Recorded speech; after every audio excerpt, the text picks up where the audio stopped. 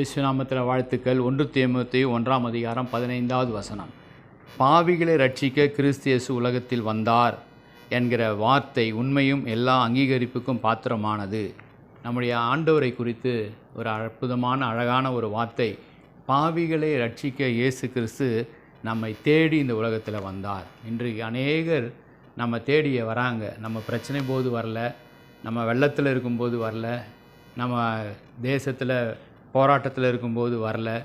ஆனால் ஓட்டு கேட்குவதற்கு இன்றைக்கு 1 அல்ல 2 அல்ல 8 முறை வருகிறார். என்ன ஒரு அற்பமான ஒரு காரியம் பாருங்கள்.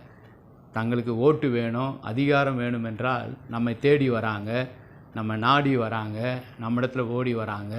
ஆனால் இயேசு கிறிஸ்து அப்படிப்பட்ட அவருக்கு நன்மை வேண்டும் என்கிறதுக்காக வருகிறவர் அல்ல. பாவிகளை ரட்சிக்க இயேசு கிறிஸ்து நம்ம தேடி வந்தார். அந்த காலத்தில் உள்ள ஜார்ஜ் மன்னன் எல்லாம் பார்க்கும் பொழுது அவருடைய வாழ்க்கையில் மாதத்துக்கு ஒரு முறை அவருடைய தேசத்து ஜனங்கள் எப்படி இருக்கிறாங்க, என்ன செய்கிறாங்க, அவருடைய வாழ்க்கை எப்படி இருக்கிறது என்றெல்லாம் பார்ப்பதற்கு குதிரையில் அவர்கள் மாறு வேடத்தில் போய் அந்த மக்களை சந்தித்து அவர் வாழ்க்கையில் என்ன நடக்குது, எப்படி இருக்கிறாங்க, எப்படி சாப்பிட்றாங்க, வருமானம் எப்படி இருக்கிறது என்றெல்லாம் கேட்டு அறிவார்கள் என்பதை நம்ம வரலாற்றில் வாசிக்கிறோம். ஆனால் இந்த நாட்களில் ஓட்டு வேணும்னா வராங்க, அப்படி தான் இருக்குது. ஆனால் இயேசு கிறிஸ்துவோ எதையும் எதிர்பார்க்கிறவரை தன்னுடைய ஜீவனை கொடுக்கும்படி அவர் வந்தார், நம்மை உயர்த்தும்படி அவர் வந்தார்.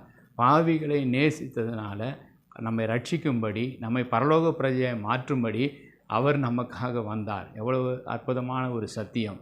ஆகவே அதுக்கு நன்றி செலுத்துவோம். இந்த சத்தியத்தை மற்றவர்களுக்கு அறிவிப்போம்.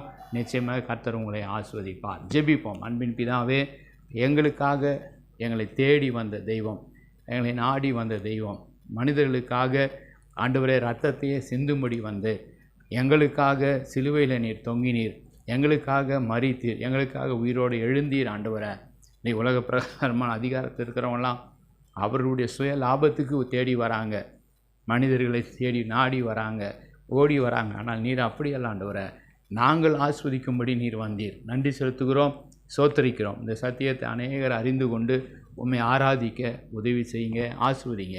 இயேசுவின் மூலமாக நல்ல பிதாவே, ஆமேன். God bless you.